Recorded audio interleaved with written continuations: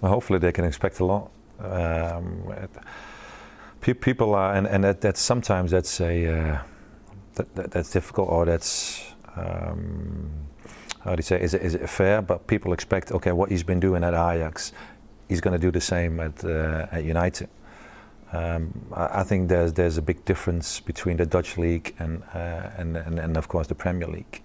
United is a very wealthy club, of course. Ajax is a very wealthy club in Holland as well. The difference, I think, is as well that the league in Holland is not strong. You know, Ajax is the top team. They've spent a lot of money in bringing certain players in of a certain ability. So, majority of games they're the better team. You know, they're dominant. They have a lot of possession. They win their games. That's why they won the league the last couple of seasons. In the Champions League, they're doing well. That's a very good thing as well for Ten Hag, of course, that he gets the results in the Champions League. Although now they're out, but in the past he's been doing of course, very well, and that's been very good. To do the same in the Premier League, of course, then you need to spend money. You need to bring in players of a certain ability, because they need to fit in his philosophy of playing and what he's been trying to do in Holland.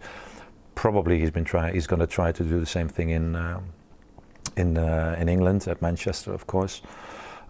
Is it easy? No, the quality of teams against you is going to be much higher. It's going to be more difficult I think to do this, to be as dominant as Ajax was in Holland, to do the same with Manchester in the Premier League. It's going to take. You need to have time I think, to do this. Do you get time? That's always the issue for a coach. As a club, probably the people within the club, they're saying, yeah, you're going to have time, we're going to back you up because it's a new project. Yeah, you know how it goes from the outside, and everybody knows that as well. If you're working for a team, and I think that's what my experience is as a player, but that's how I look at United. If you're one of the biggest teams in the world, every season you need to compete for trophies.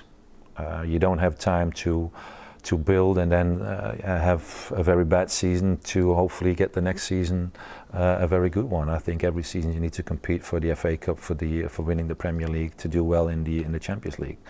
So yeah, you need to find, I think, that balance to use the players that you have in now, the players that you're keen on as a new coach, by adding certain players, and then hopefully implement these players, implement your playing style to still get results throughout that season.